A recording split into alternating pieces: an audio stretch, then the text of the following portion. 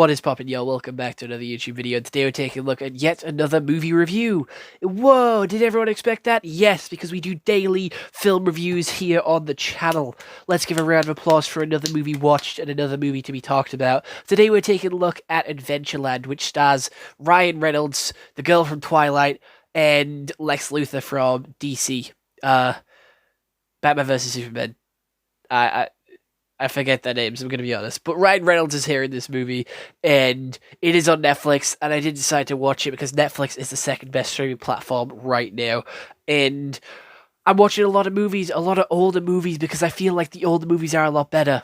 Except this one, I'm going to be honest. This is one that I did miss out on, and that I feel like is a cult classic, if you can call it that. But we took a look at Jennifer's Body, we took a look at Superbad, we took a look at a couple of others, but now we're taking a look at Adventureland, which does feel very similar to Zombieland, and I feel like there is a little bit of a hint of Adventureland in Zombieland. But Adventureland is here with a 6.8 out of 10 IMDb, an 88% on Rotten Tomatoes, and a 4.3 out of 5 on Amazon. And in order to pay for a course, James takes up a job at an amusement park. He meets Emily, a co-worker, and falls in love with her, but due to some circumstances and misunderstandings, they face issues. So this is a 2009 comedy romance movie, and I'm going to be honest, it was dry. It was very dry, and I felt like the characters didn't have any connection. But before I get into why I think that, let's quickly run over how the plot actually goes. So we have this really rich, stuck-up dude, basically say, "Oh, look at me, I'm going to college. Yippee, New York, I'm going to be study journalism."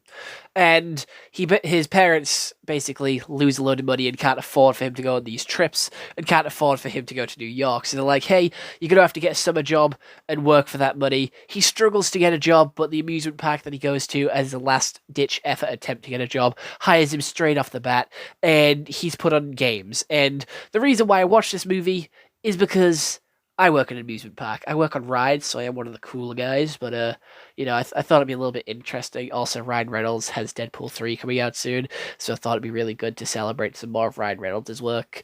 But continuing on with the story, we have him meeting this girl, obviously falling in love with her. And she has a little bit of family issues, so she didn't want a relationship straight away. And because of that, he decides, you know what, let's go with the next best girl. Let's go with the next girl. Because me and this girl aren't exclusive, and she wants to take things slow, but I am a man, and I need my needs met. So he goes and has do with this new girl, whilst he didn't actually do anything. He went on a date and kissed her, and that was about it.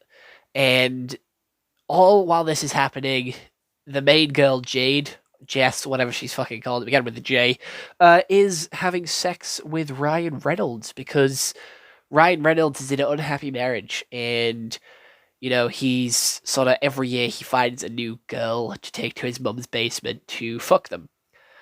Wow, that is very sad.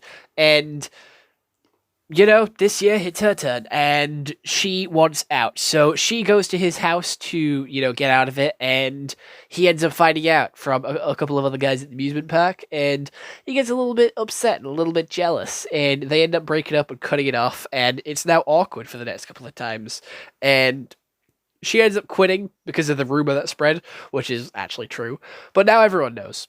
And she ends up going to New York, living in her own apartment to get away from her dad and her mother, because that's where she's going to uni. And our main character says fuck it and goes to uni anyway, even though he can't afford it. So he ends up living with this girl because he finds out where she lives, and they make up, they kiss, they fuck. That's where the movie ends. Wow, exactly. It's just very dry. It's supposed to be a romance. It's supposed to be, all lovey-dovey and make you feel sort of, they're getting together. You can do better than him. No, you just misunderstand each other. All it did was have me angry at the main guy for getting angry at her. That was it. That was it. All I did, I actually physically got angry. This is the one movie that made me physically angry towards the main character, because I was like, shit, you don't say that stuff if you like her. If you like her, you don't say that. I could have saved him a whole ass argument if I was there.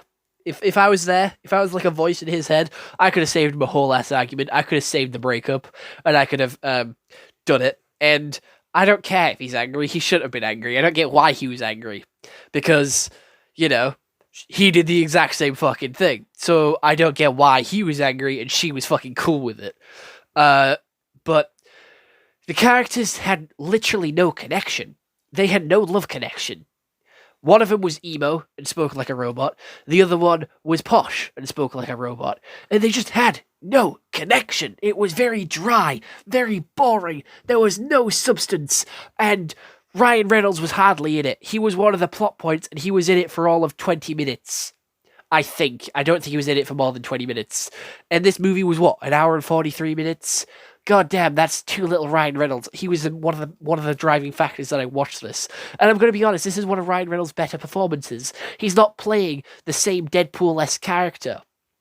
I don't get me wrong, I love his Deadpool-esque character, but he seems to be playing that in every single movie. We saw it in The Adam Project, we saw it in Deadpool 1, we saw it in Deadpool 2, we're going to see it in Deadpool 3, and we also saw it in Red Notice, and we also saw it in another movie which he starred in, where it's just him. It is just the Ryan Reynolds acting style. He doesn't make the character his own, he makes the character him, if that makes sense. I had this discussion in a previous video about Jack Black and The Rock and a couple of other characters where some actors play themselves and other actors make the characters themselves, if that makes sense. Or puts them into the character just to make the character their own.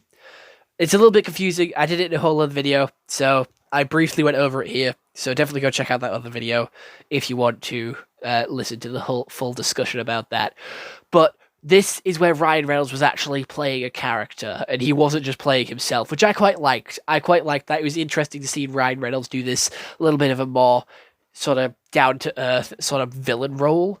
And I think this was before he blew up, I'm going to be honest. I think this is before he got his like big break into acting. But yeah, he was hardly in this movie, so I feel like he didn't really have his time to shine. And the set design of the carnival was pretty cool. It reminded me of going to work, and I did watch this the night before I went to work, so it got me ready and in the mindset, and the next day I had a genuinely fucking excellent day at work. If I ever do an animated story time, that is definitely going to be one of them. And that is pretty much it. There isn't much else to talk about this movie. Just the acting's dry, the story's basic and boring, and just a regular sort of romance movie. So there isn't anything special there. There isn't anything unique to set it apart from anything else, other than it's in an amusement park and it has Ryan Reynolds in it. They're the only two things that can set it apart in my eyes from other comedy romance movies. There's a couple of like jokes where Ryan Reynolds is playing skee ball, which again could be referenced in Deadpool 2. I'm not too sure if it's supposed to be referenced, but it could be. And we definitely have a lot of Zombieland references here, or references from Zombieland which reference this. And that is it. That is all I have to say about this movie. I don't recommend you watch it, but it is on Netflix. If you do, I'm not your father, I'm not your mother, and I can't control what you do. And neither can they, to be fair. They can't control what you do. You can do whatever the fuck you want, when you want. You might get in trouble for it, but anything you do, if it's not hurting anyone or yourself or breaking the law, I will support you. So, continue on, old friend. And yeah, that's about it for this video, so it's time for self-promotion. So if you made it this far into the video, you probably either like me or the subject matter of this video, and if you do like the subject matter, you're probably going to be thinking I'm an absolute asshole, and my opinion is shit. Either way, you're here. So consider checking out the YouTube channel. You know, press the subscribe, hit the notification bell, because you probably like me if you're here, and I know 98% of you are not subscribed, so let's make that number a little bit smaller, shall we? Because I think that's a pretty big percentage. It's almost 100%, which isn't good. And if you subscribe, you get 5 videos a day in your inbox, because I like to treat my audience well.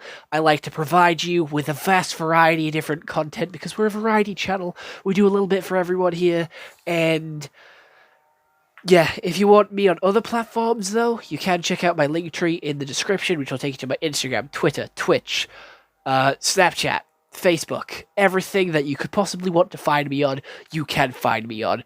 And there is a lot of different sort of content for each place, and I try to post regularly on all of them, mainly Twitch, TikTok, and YouTube, though, so don't be going to Instagram or Snapchat for regular content, because I only use those to message mates.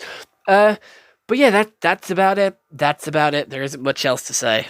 Um, except old movies aren't as good as I thought they were, and it looks like we're back on the track for terrible movies, which I'm not too happy about because I was excited. We're finally getting into some good quality movies, but that just went completely down the drain.